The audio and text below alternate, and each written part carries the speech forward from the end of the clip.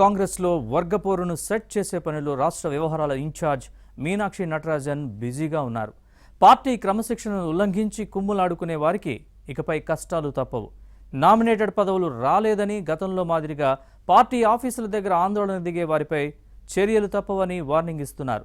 Discipline deviate అయి విభేదాలతో వీధికెక్కితే వేటు తప్పదని తేల్చి చెబుతున్నారు.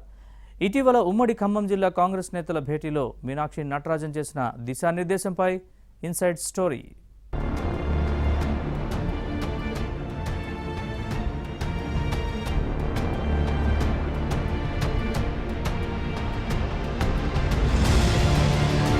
తెలంగాణ కాంగ్రెస్ ను మరింత బలోపేతం చేయడంపై రాష్ట్ర వ్యవహారాల ఇన్ఛార్జ్ మీనాక్షి నటరాజన్ దృష్టి పెట్టారు.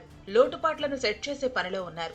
అన్ని స్థాయిల్లో నేతల తీరును నిశితంగా పరిశీలిస్తున్న మీనాక్షి హస్తం పార్టీలో తనదైన ముద్ర ఉండేలా చూస్తున్నారు. జిల్లాల వారీగా సమీక్ష సమావేశాలు నిర్వహిస్తున్న మీనాక్షి ఖమ్మం, మహబూబాబాద్ పార్లమెంటు నియోజకవర్గాల కాంగ్రెస్ నేతలతో కొత్తగూడెం జిల్లా పాల్వంచ మండలం కిన్నెరసానిలో భేటీ అయ్యారు.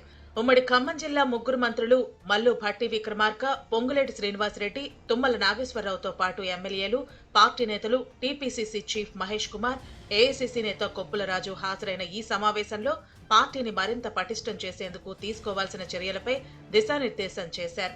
కాంగ్రెస్ పార్టీ అంటేనే కయ్యాలు, కుమ్ములాటలు, వర్గపోరుకు కేర్ ఆఫ్ అడ్రస్ గా ఉంటుంది.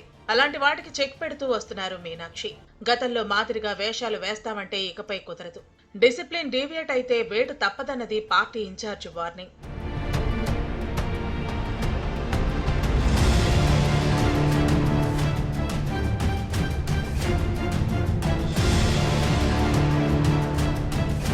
నియోజకవర్గాల వారీగా 1-to-1 సమావేశమైన మీనాక్షి ఎన్నికల ముందు ఉన్న పార్టీ పరిస్థితి, అధికారంలోకి వచ్చిన తర్వాత వచ్చిన మార్పుపై ఆరా తీశారు.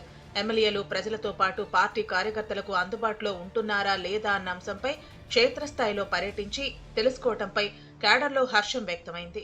ఎమ్మెల్యేలు ప్రజా సమస్యలను పరిష్కరిస్తున్నారా లేదా అన్న అంశంపై ఫస్ట్ హ్యాండ్ ఇన్ఫర్మేషన్ ను రాబట్టారు. ఇక నామినేటెడ్ పదవుల భర్తీపై ఎప్పటినుంచో గొడవలు జరుగుతున్నాయి. మొదటి నుంచి కాంగ్రెస్ లోనే ఉంటూ కష్టకాలంలో పార్టీకి అండగా నిలిచిన వారిని కాదని బీఆర్ఎస్ నుంచి వచ్చిన వారికి ప్రాధాన్యత ఇస్తున్నారన్న విమర్శలు ఉన్నాయి. ఈ అంశంపైన మీనాక్షి నటరాజన్ పార్టీ నేతల అభిప్రాయం సేకరించడం చర్చనీయాంశంగా మారింది. పార్టీలో జరుగుతున్న వర్గపోరుపైన ఆరా తీశారు. గ్రూపులు కట్టి విభేదాలతో వీధికెక్కితే సహించేది లేదని వార్నింగ్ ఇచ్చారని సమాచారం.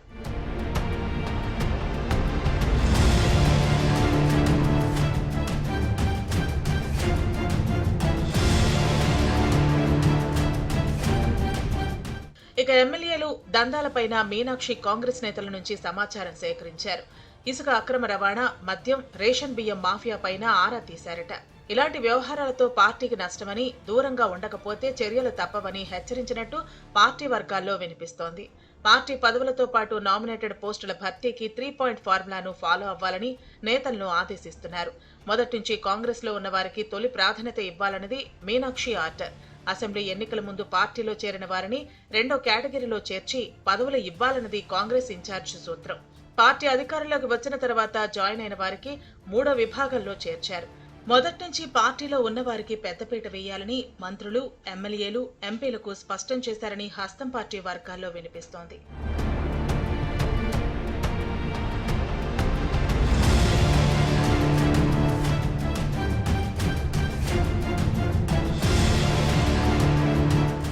ఒక్కసారి పదవులు ఇచ్చిన తర్వాత పార్టీతో పాటు ప్రభుత్వ నిర్ణయానికి అందరూ కట్టుబడి ఉండాలని ఖరాఖండిగా చెప్పారట.